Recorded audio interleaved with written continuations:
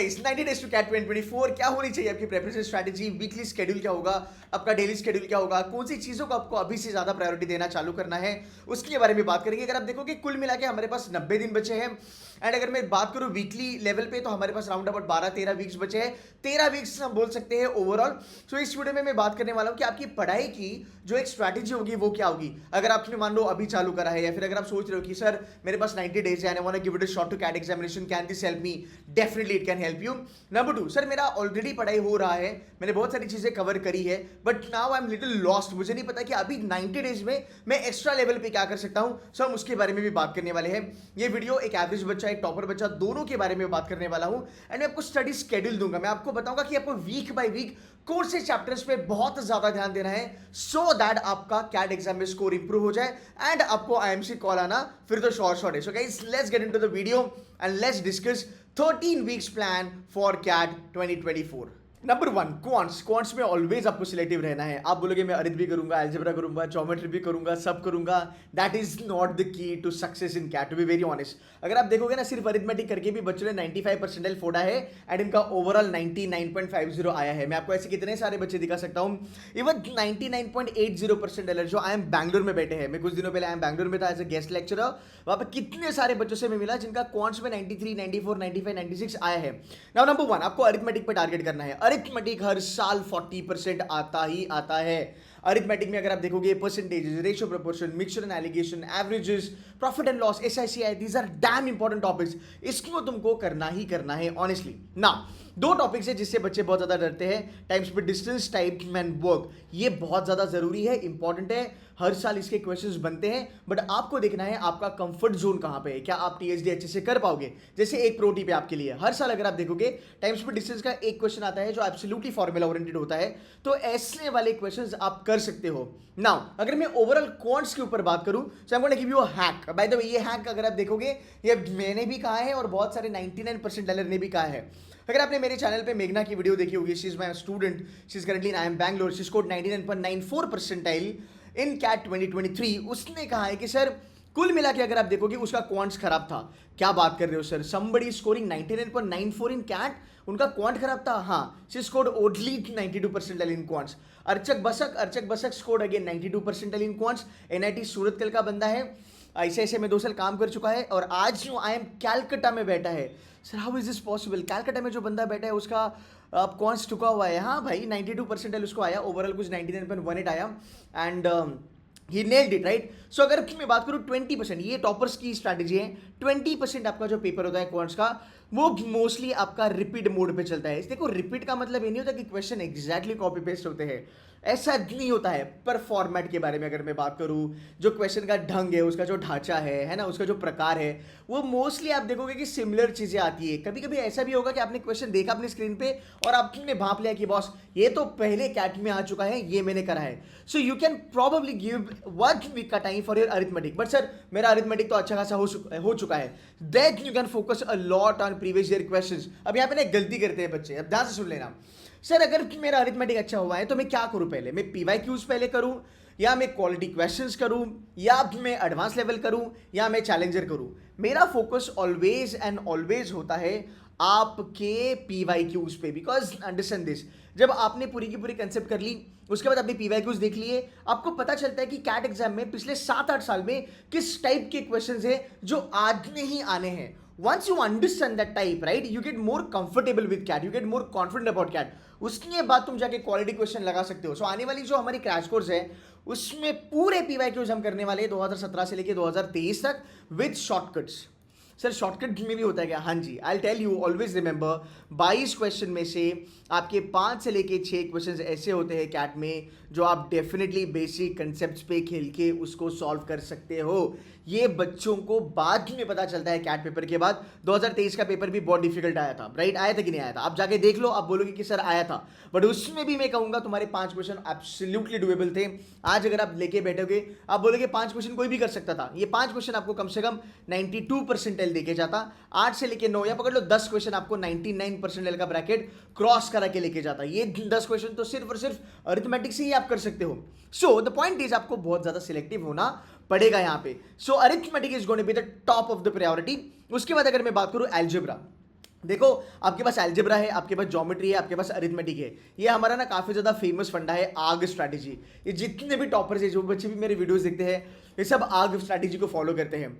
Personally अगर मैं बात करूँ, I am not a big fan of algebra to be very honest, but कुछ कुछ टॉपिक्स है जो मुझे बहुत ज़्यादा अच्छा लगता था। लॉग मुझे अच्छा लगता था, ट्रिगो मुझे अच्छा लगता था, सो उसके ऊपर मैंने होल्ड बनाया।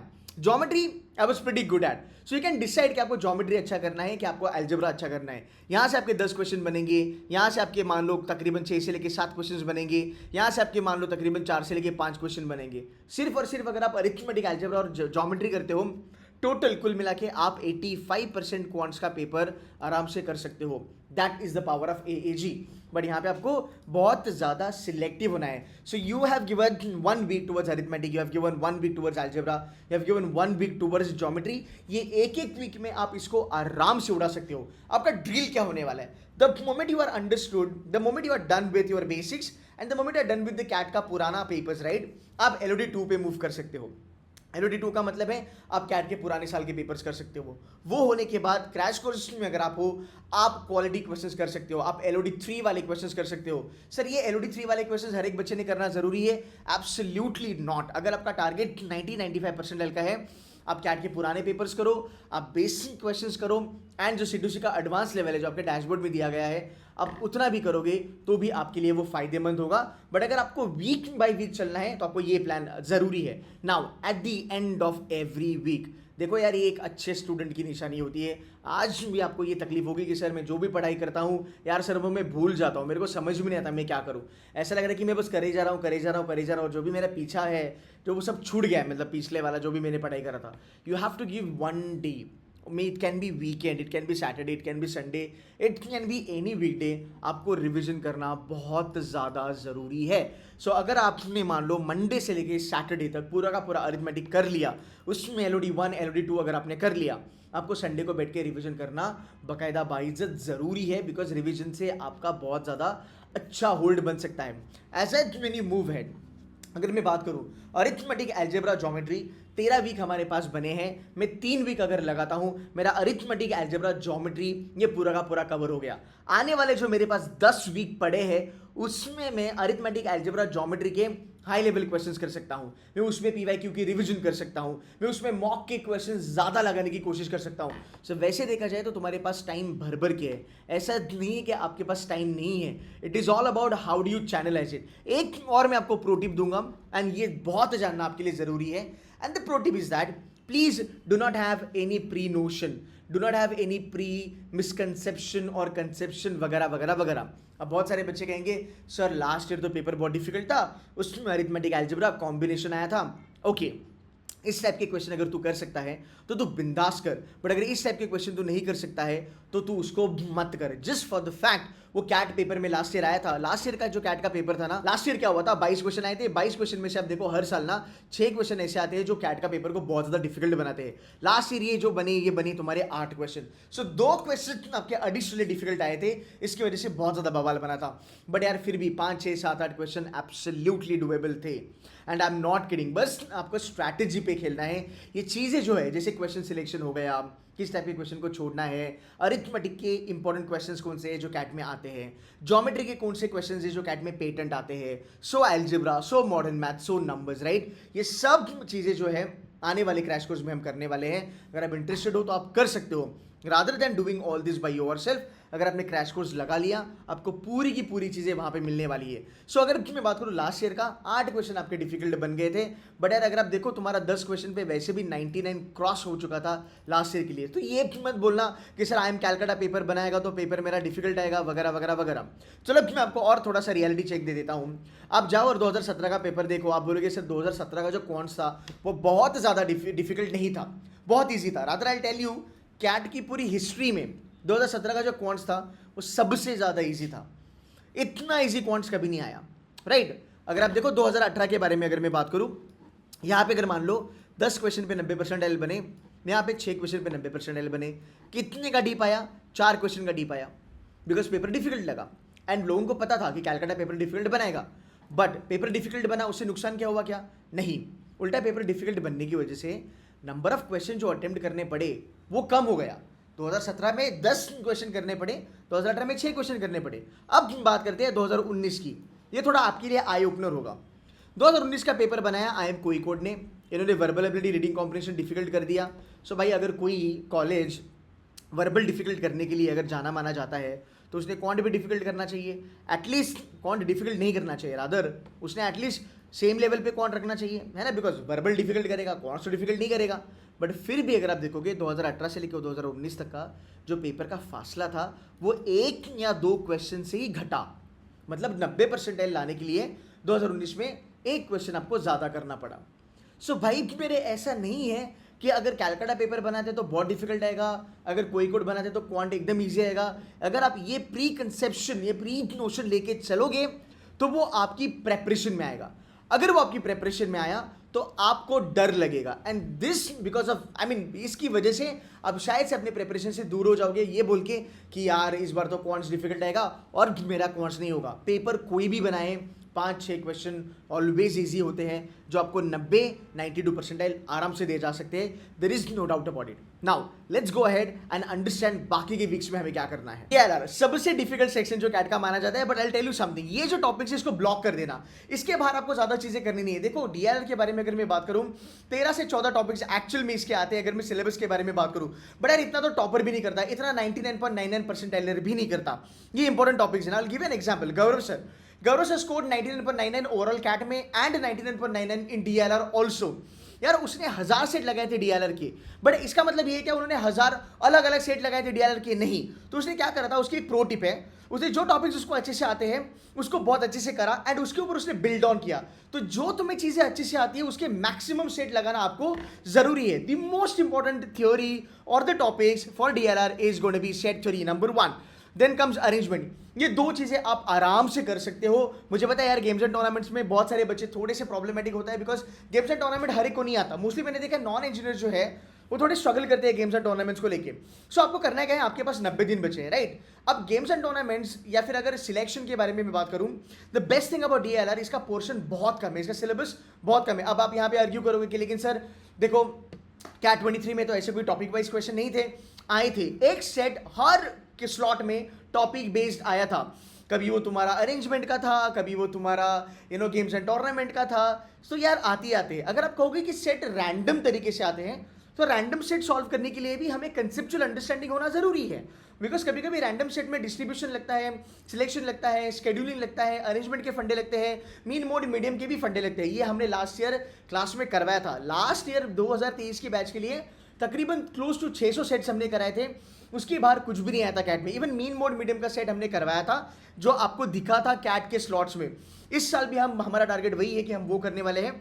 अगर आप ऑलरेडी हमारे साथ हो, जितने भी चीज़ें आपके डैशबोर्ड पे है जो टॉप 100 सेट्स वगैरह है वो करना चालू करो। Again coming back to this, so decide this कि भाई मेरे पास 90 दिन है, अगर आप 20 डेज भी लगाते हो, so let me take 3 topics right that I am comfortable with. Number 1 set theory, number 2 arrangement, number 3 distribution.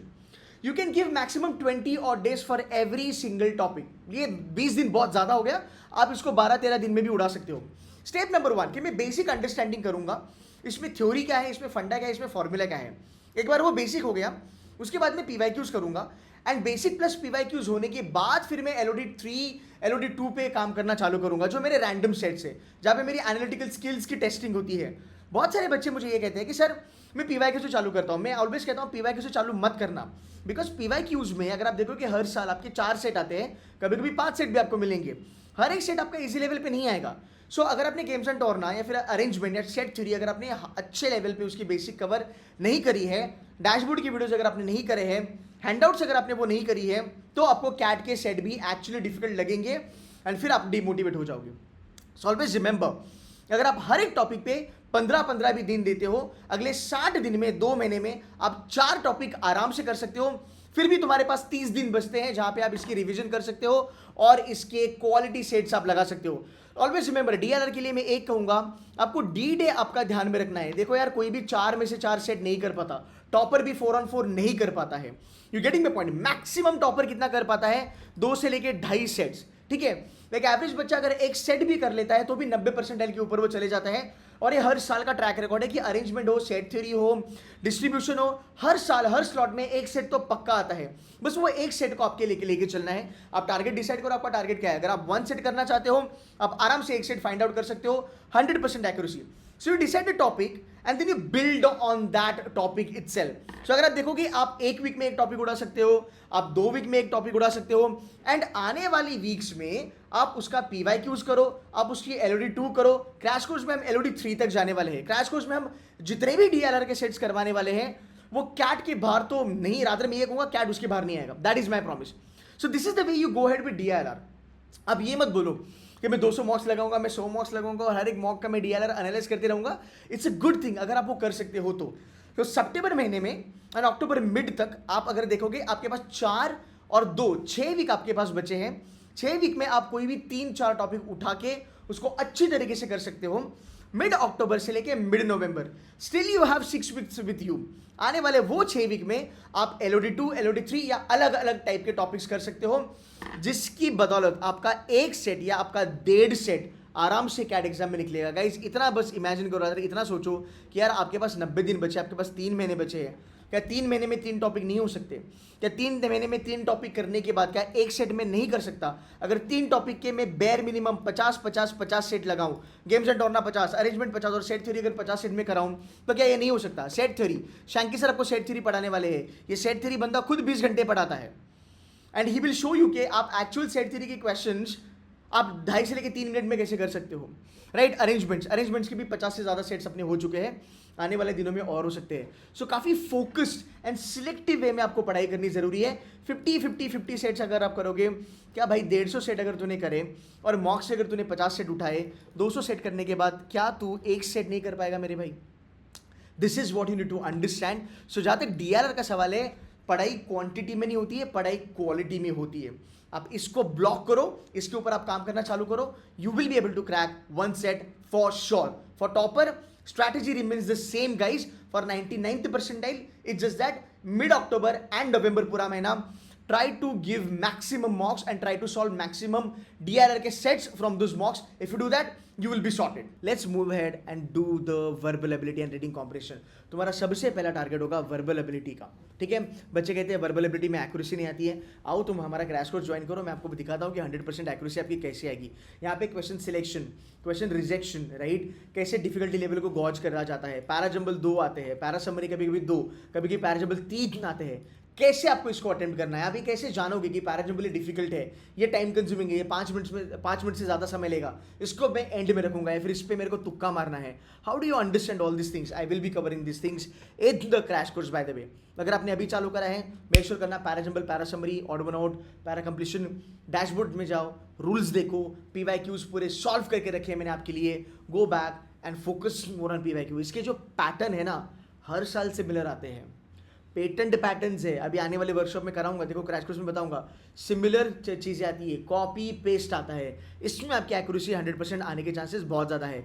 8 में से अगर आप 8 क्वेश्चन करते हो, आप 90% प्लस हो, नो डाउट अबाउट इट। आने वाले 90 और डेज में टारगेट होगा bare minimum 50 parajumble, 50 para summary, 50 para completion and 50 odd one out. 200 question जब आप लगाते हो तो 200 क्वेश्चन में से आपके 8 क्वेश्चन D-Day पे आराम से निकलने वाले हैं। बट याद रखना, अगर आपकी यहाँ पे एक्यूरेसी नहीं आ रही है, बिकॉज मैं देखता हूँ बहुत सारे बच्चे पैराजंबल को फैक्टोरियल फॉर्म में लगाते हैं।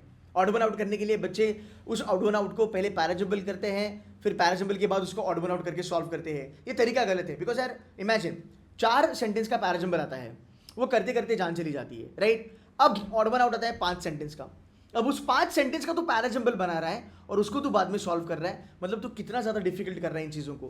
कुछ नहीं करना है, मेरे रूल्स हैं वो अप्लाई करने हैं, आंसर मिल जाएगा हर साल। Verbal ability is the game changer. You will see my students scoring 99.99 in verbal and scoring 93-94 in quants and DLR and still getting in to IIM Ahmedabad, Bangalore and Calcutta, ठीक है। अपनी स्ट्रैटेजी को आपको इंटैक्ट रखना है। इसके बाद आपको RC पे क्या करना है? See now I will not recommend you to go ahead and do the एऑन, बट अगर आप एक अच्छे बच्चे हो, अगर आपको एऑन से प्यार है, अगर आपको एऑन करना ही है, आप उस ढंग से करो जिस ढंग से मैंने आपको पढ़ाया है।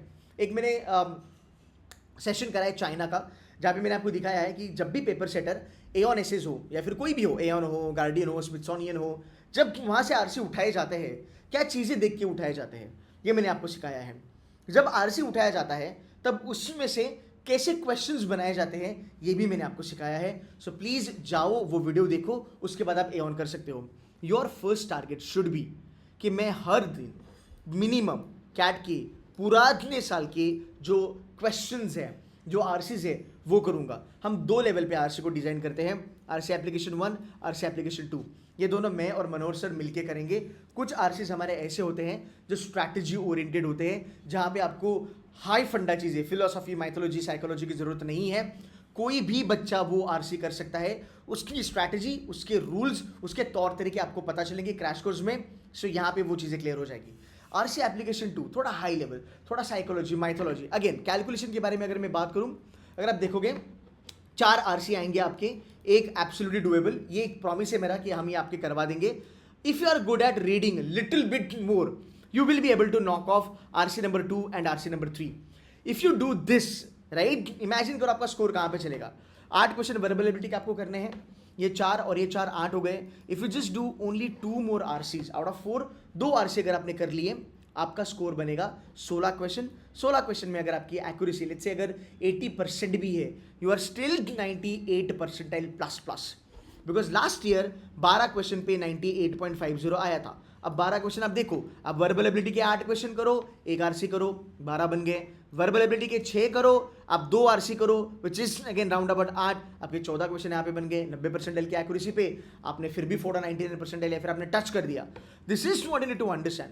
एप्लीकेशन 2 जो होगा वो हमारा होगा हाई लेवल, जहां पे हम गन करेंगे 3rd and 4th आरसी के लिए, which is a game of 99.70 plus plus. आने वाले क्रैश कोर्स में हम ये चीजें भी करने वाले हैं। सो गाइस, अगर आप देखोगे आपके पास बहुत अच्छा खासा समय पड़ा हुआ है, बस आपको थोड़ा स्ट्रैटेजी लगाना है। आरसी जहां तक मैं बात करूं, रोज 2 या 3 आरसी आप कर सकते हो। सिद्धू सी के बच्चों ने तो करना चाहिए, बिकॉज ऑलरेडी आपके आरसीज अच्छे खासे लेवल पे हो चुके हैं। इवन इफ यू डिसाइड कि अगले लेट्स से यार छुट्टियां वुट्टियां निकाल के 90 दिन में से भी अगर आप देखोगे आपने 70 दिन अगर अच्छे से पढ़ाई कर ली, अगर आपने 2 आरसी भी दिन पे करे, फिर भी आपका 150 आरसी टच होने वाला है। 150 आरसी के बाद अगर कोई भी बच्चा बोलता है कि मेरे को 2 आरसी निकालना है एक्चुअल कैट के पेपर में, जो केतन सर बताएंगे, मैं एक्चुअली आपको बताऊंगा कि आपका जो एक रीडिंग कॉम्प्रिहेंशन आता है कैट में, वो शॉर्ट में आपको बता दूंगा कि ये आएगा, बस उसके ऊपर फोकस करना है और आगे जाके मेहनत करनी है। सो 8+4, 8 वर्बल एबिलिटी और एक रीडिंग कॉम्प्रिहेंशन, ये मेरी गारंटी कि मैं आपको बताऊंगा ये पेपर एक्चुअली एक्सपेक्टेड पेपर वगैरह वो छोड़ दो, मैं आपको एक्चुअल में दिखाऊंगा कि यही आएगा, इस तरीके से आएगा, ये उसकी स्ट्रैटेजी होगी। बस अभी तो आगे जा 50-60 आरसी इसके ऊपर तू मेहनत कर, सॉल्व कर, यू शुड बी फाइन। ये चीज़ें आपको ऑलरेडी बताई जाएगी, बस आपको आगे आने वाले दिनों में मेहनत करनी है। सो कुछ चीज़ें हैं जो आपको ध्यान में रखना है। Number 1, when you start with the basic level, ठीक है। वर्बल एबिलिटी पहले करो, हाई फंडा आरसी मत करो। ब्रिटिश कॉलोनाइजेशन वगैरह हो गया, स्नेल हो गया, हाई फंडा आरसी मत करो। कैट के आरसी भी मत करो हाई फंडा। मेक श्योर दैट वो एक दो हर साल जो ईजी आते हैं पहले उसको फोड़ दो। आने वाले दिनों में सितंबर मिड या सितंबर एंड या फिर अक्टूबर में LOD 2 और LOD 3 कर लेना, वो मेरे साथ कर लेना, उसमें आपका काम बन जाएगा। यही है आपका एक total overall plan and the whole strategy is that focus a lot on previous year question papers. जहाँ तक वर्बल का सवाल है गाइज, जाते जाते quickly I will show you the entire schedule of crash course by Sidhu C mentors. ये रहा आपका क्रैश कोर्स। ये मैं क्लेम कर सकता हूँ कि इंडिया का सबसे ज़्यादा कंटेंट वाला, सबसे ज़्यादा स्ट्रॉन्ग ये क्रैश कोर्स है। मैं आपको ज़्यादा नहीं दिखाऊंगा, मैं बस ये आपको बताने वाला हूँ कि मैं हूँ, मेरे साथ मनोहर सर भी हैं यहाँ पे, गौरव सर और शैंकी सर, ये दोनों जो है दिग्गज फैकल्टी, ये क्वांट और DLR ये दोनों मिलकर पढ़ाएंगे आपको। अगर आप देखोगे सेशन 30 सेशन है जो शैंकी सर करेंगे, 30 सेशन जो है गौरव सर करेंगे। मतलब अगर आप देखोगे कंटेंट DLR के आपके 60 सेशन होने वाले हैं, मल्टीप्लाइड बाय 2 कर लेना, हर सेशन 2 घंटे का, 120 घंटे की कोचिंग आपकी यहाँ पे हो गई। आप उसमें 33 सेशन डाल देना, बेयर मिनिमम अगर आपने 1 घंटे का भी कोचिंग पकड़ लिया वर्बल का, जो 1 घंटे से ज़्यादा ही होगा, फिर भी यार ये जो आपका क्रैश कोर्स है वो यार कम से कम 150 घंटे का होने वाला है। इस क्रैश कोर्स में हमारा टारगेट होगा कि हम 0 से लेकर हीरो लेवल तक पढ़ाएंगे। थोड़ा सा स्पीड अप करेंगे, बट यार 0 से लेकर टॉप लेवल तक आपको हर एक चीज़ पढ़ाई जाएगी। LOD 1, LOD 2, LOD 3, तीनों चीज़ें हम कवर करने वाले हैं। एंड यू नो व्हाट, एक खासियत है हमारी, अगर आप देखोगे क्वांट में एंड DLR में गौरव सर भी कराते हैं, शैंकी सर भी कराते हैं, बट देखो गौरव सर इज 99.99 इन DLR, वो आपको कराएंगे अरेंजमेंट, बट सेट 3 आपको कराएंगे शैंकी, सिलेक्शन कराएंगे गौरव सर, प्योर DI करेंगे शैंकी, ठीक है। अरिथमेटिक करेगा, arithmetic will be done by Gaurav sir, but algebra will be done by Shanky sir. You know why? Because ये इनकी एक्सपर्टीज है। ये फैकल्टीज इसी तरीके से C2C में पढ़ाई करी जाती हैं, जिस फॉर द फैक्ट कि क्वांट्स अगर आप पढ़ाते हो, इसका मतलब ये नहीं कि आप हर एक क्वांट्स की चीज में माहिर हो। आपने देखा होगा हर एक कोचिंग में अगर कोई अच्छा अरिथमेटिक पढ़ाता है, डजंट मीन दैट कि वो मॉडर्न मैथ्स भी भारी पढ़ाएगा। नो, ऐसा नहीं होता। And that is the reason, अगर आप देखोगे, this is a beautiful bifurcation. Manoj sir will not touch verbal ability, absolutely. वो वर्बल एबिलिटी सिर्फ मैं ही कराऊंगा। आरसी वर्बल का जो आरसी का पार्ट है वो मनोज सर और मैं हम मिलके कराएंगे। यू नो व्हाट, अभी भी अगर आप डैशबोर्ड खोलते हो ना, C2C के बच्चे आपको बताएंगे 60 से लेकर 70 आरसी ऑलरेडी वहाँ पे अवेलेबल है। यहाँ पे हमारा टारगेट रहेगा कि मैम 100+ आरसी आपके साथ करने वाले हैं, may what come. So this is going to be heavy, you know, crash course. 7,999 इसकी प्राइस है। ये चलेगा 90 दिन तक, ये चलेगा नवंबर के 15 दिन तक, रादर 15 नवंबर तक ये चलेगा। और उसके बाद हम आपकी रिवीजन कराएंगे, आपके साथ हम डाउट सॉल्विंग वगैरह करेंगे। दिवाली में थोड़ा सा ब्रेक होगा। ओवरऑल ये चीज़ें हैं जो आप देख सकते हो। इसमें आपको 30 फुल लेंथ मॉक मिलेगी, जहाँ पे वीडियो सोल्यूशन आपको अवेलेबल होगा। 24 सेक्शनल मॉक्स मिलेंगी, 8 3 सेक्शन को मिला के। डिफिकल्ट आरसीज आप सॉल्व करोगे विद प्रूवन स्ट्रैटेजी। बोला जाएगा वही आपको करना है। VRC verbal ability 100% accuracy, short. आप कम से कम हमारे साथ 400 मोस्ट एक्सपेक्टेड कैट के क्वांट्स के क्वेश्चंस करोगे। अब हमारे साथ कम से कम 250 सेट्स करोगे, LOD 1, LOD 2, LOD 3 पकड़ के, जहाँ तक DRR का सवाल है। जितना हम चार्ज कर रहे हैं और जितना हम डिलीवर कर रहे हैं, हम बहुत ज़्यादा डिलीवर कर रहे हैं। बच्चे ने कहा था कि यार सर मैंने 40,000 की कोचिंग लगाई है, पिछले 1 साल से मैं इनके साथ रुका हुआ हूँ, पर आपका क्रैश कोर्स का कंटेंट ये 40,000 से ज़्यादा है। सो गाइज, अगर आपको ज्वाइन करना है आप ज्वाइन कर सकते हो। मैं एक सेपरेट वीडियो लेके आऊँगा क्रैश कोर्स के लिए। ये वीडियो ऑलरेडी थोड़ी बहुत लंबी हो चुकी है, बट मैंने आपको वीकली प्लान दिया है। प्लीज़ इसको फॉलो कीजिएगा। कैट में 90 दिन बचे हैं, you have ample of time. So don't be scared, don't be nervous, just follow the plan and do subscribe to this channel, because इस चैनल पे ऐसे बहुत सारे वीडियोस आने वाले हैं जो आपको मोटिवेटेड रखने वाले हैं टिल दी कैट एग्जामिनेशन। ठीक है guys, that's it from my side. I will see you in the crash course very soon. Take care and